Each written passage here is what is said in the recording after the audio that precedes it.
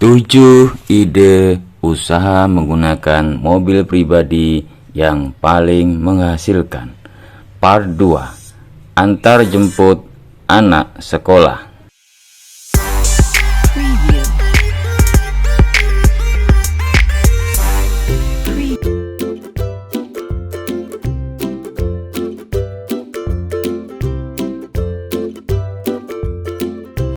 Hai guys, jangan lupa ya subscribe dan dukung channel kita agar menjadi yang lebih baik, oke?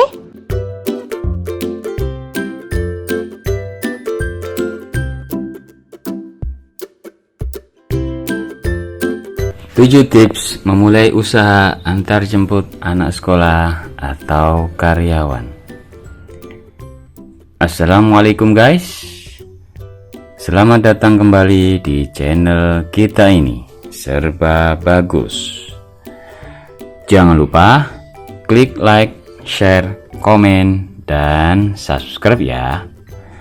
Bantu channel kita agar menjadi lebih baik, oke? Guys, kamu punya kendaraan menganggur di rumah? Kini saatnya kita memanfaatkannya sebagai ladang mencari penghasilan lebih, yakni menawarkan jasa antar jemput. Lalu, bagaimana cara memulainya? Inilah 7 tips memulai usaha antar jemput anak sekolah atau karyawan. Punya kemahiran dalam mengendarai mobil, kemudian didukung oleh adanya mobil itu sendiri, jelas akan mempermudah dalam usaha. Usaha yang dimaksud tentunya berkaitan dengan layanan jasa antar jemput sekolah atau karyawan. Seperti yang diketahui, jika mengantar anak ke sekolahan terbilang merepotkan untuk sebagian besar orang tua. Hal ini disebabkan oleh sibuknya orang tua dalam bekerja.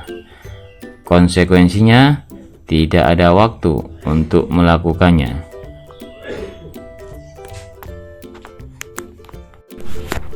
Dan lagi, mengantar jemput anak sekolah butuh kepercayaan lebih, dan tidak sembarang orang bisa melakukannya, seperti halnya naik taksi online atau ojek online ya guys.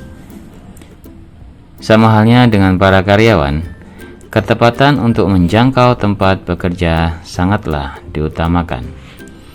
Karena ini merupakan bagian dari kedisiplinan, bahkan bisa meminimalisir pemecatan. Perlu ditegaskan, kuncinya adalah ketepatan waktu untuk menjangkau lokasi. Dan inilah yang harus dilakukan bila kita menjalankan bisnis antar jemput sekolah atau karyawan.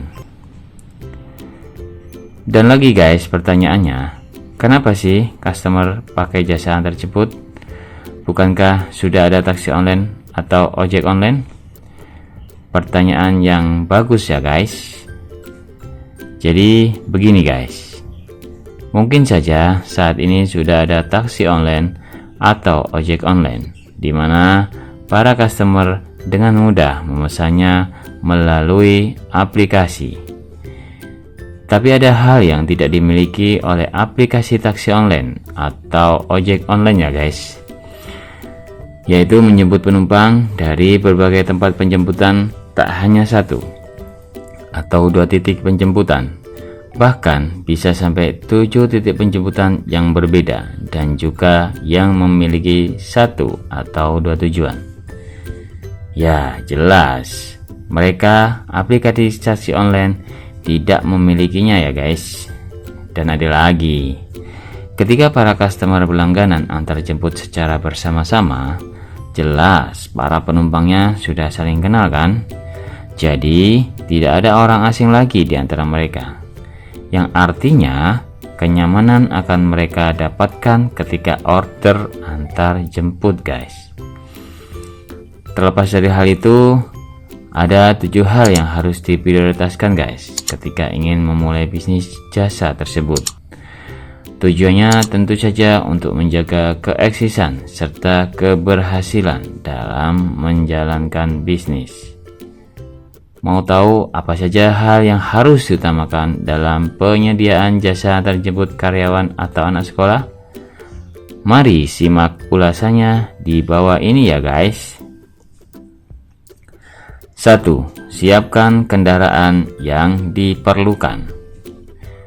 Untuk memulai bisnis jasa tersebut, hal mendasar yang diperlukan adalah menyediakan kendaraan guys. Ya iyalah, kalau nggak ada kendaraan, lalu dijemput pakai apa?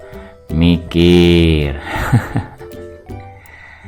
Kendaraan yang dimaksud adalah kendaraan minibus atau kendaraan yang punya kapasitas lebih banyak. Tentunya untuk memberikan banyak ruang untuk calon penumpang. Namun harus diingat, sebaiknya gunakan kendaraan yang bagus, dalam artian masih layak digunakan. Setidaknya maksimal usia kendaraan kurang lebih 5 tahun atau kurang dari itu. Semakin bagus mobil, semakin baik kan guys? Selain itu, pastikan jika perawatannya juga bagus untuk menjaga kenyamanan penumpang. Contohnya memastikan rem, transmisi, sampai hal-hal kecil di mobil dalam keadaan masih bagus. 2. Survei terlebih dahulu rutenya. Jika kendaraan sudah dimiliki guys, pastikan jika kita tahu rutenya, karena kita fokus pada layanan antarjemput anak sekolah yang notabene-nya tinggal di lokasi yang berbeda. Kita harus tahu persis tentang rute yang akan dilalui. Tujuannya tentu saja untuk memudahkan dalam proses pengantaran penumpang. Bahkan, rute ini bisa menjadi bagian untuk menekan biaya. Artinya, kita bisa menghitung dengan pasti tentang biaya yang akan dikeluarkan sekali mengantarkan penumpang. Jadi, jangan sembarangan atau awut-awutan ya guys, biar tidak berat di ongkos, oke? 3. Lakukan promosi. Setelah tahu dengan persis rute yang dimaksud, kini saatnya kita mulai melakukan promosi untuk menjaring calon penumpang. Promosi ini bisa dilakukan dengan memberikan selebaran kartu promosi di berbagai sekolah atau di perkantoran. Hal ini cukup beralasan karena kita butuh anak sekolah atau karyawan yang akan selalu menggunakan jasa kita.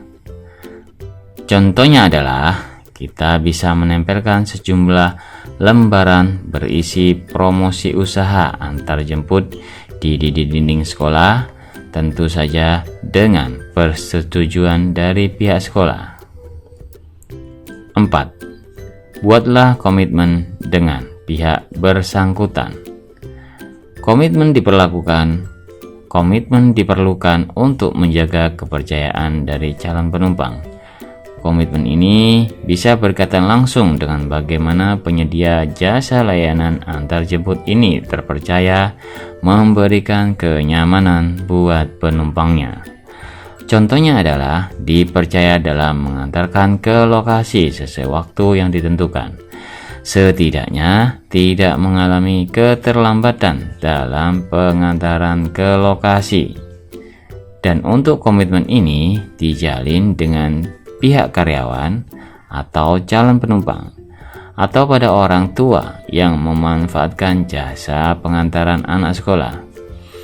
Pastikan jika kita mampu meyakinkannya, karena bila tidak, kita tidak akan mendapatkan penumpang dan keuntungan dari bisnis dan tidak pernah didapatkan. 5. Berikan layanan yang baik. Di dalam jasa mengantarkan anak sekolah atau karyawan ini, hal yang mendasar juga tidak boleh diabaikan adalah layanan guys.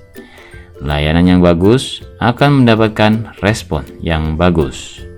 Bahkan tidak ada komplain sehingga penumpang akan betah memanfaatkan jasa kita. Sebaliknya, layanan yang buruk akan membuat kita kehilangan penumpang sehingga kegagalan dalam bisnis tersebut sangatlah besar kemungkinannya ya guys. Layanan tersebut bisa berasal dari bagaimana cara kita mengemudikan mobil. Ya, cara mengemudi akan menentukan nyaman tidaknya penumpang, sehingga wajib bagi kita untuk memiliki kemampuan menyetir yang bagus. Selain cara menyetir, layanan lain seperti memfasilitasi penumpang dengan berbagai fasilitas hiburan di area mobil cukup membantu. Contohnya adanya TV, Wi-Fi, AC, dan sebagainya. Fasilitas ini akan menambah kenyamanan bagi setiap penumpang. Hasilnya, penumpang akan merasa lebih senang dan juga lebih diuntungkan karena memilih layanan yang tepat. 6. Tentukan tarif layanan antar jemput. Tips memulai usaha antar jemput sekolah yang perlu dipertimbangkan adalah mengenai harga atau tarif di setiap kali mengantar ke tempat tujuan guys. Normalnya, kita bisa mengatur biaya ini dengan menghitung berapa jumlah biaya yang dikeluarkan dengan pemasukan. Kemudian, dikalkulasikan selama 1 bulan. Pastikan kita tetap punya untung dari penyediaan jasa tersebut. Kita bisa juga menjalankan bisnis ini dengan upah hanya setiap kali melakukan antar jemput atau hanya setiap konsumen memakai jasa kita. Namun hal ini akan kurang memuaskan karena bisa jadi di hari berikutnya calon penumpang pergi dengan layanan lainnya, dan itu tidak ada bedanya dengan taksi online atau ojek online kan guys. Beda sekali jika kita memperlakukan paket bulanan. Pastinya keuntungan akan didapatkan 100%. Baik ketika calon penumpang menggunakan atau tidak. Dari kedua cara ini, kita bisa memutuskan mana yang terbaik untuk kita guys. Betul nggak? 7. Perbesar usaha dengan menambah karyawan. Ini merupakan kembangan dari cara memulai bisnis antar jemput anak sekolah atau karyawan, yakni dengan memperbesar usaha tersebut guys.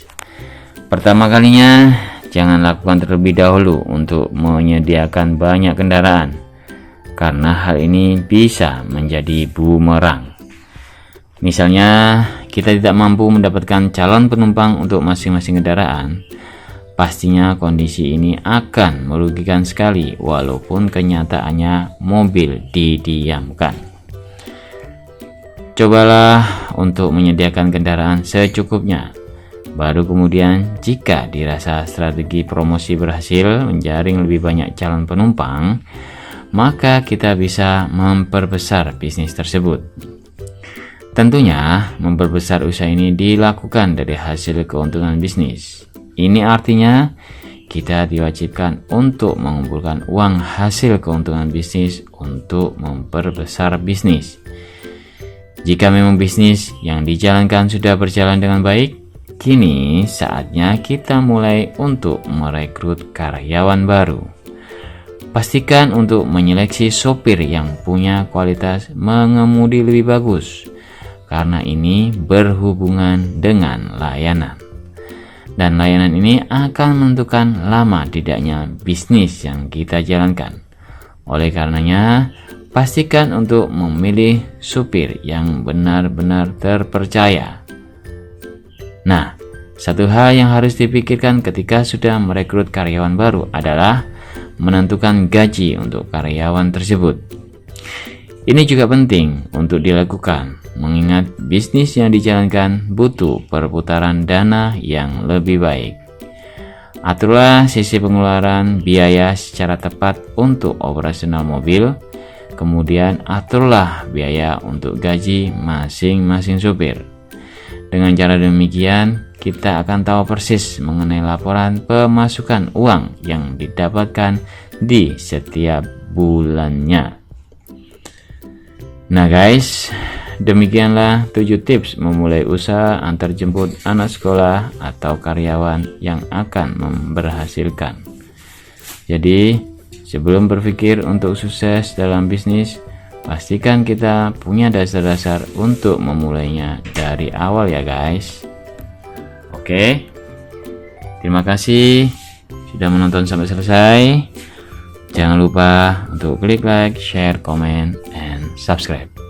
Take care and bye-bye.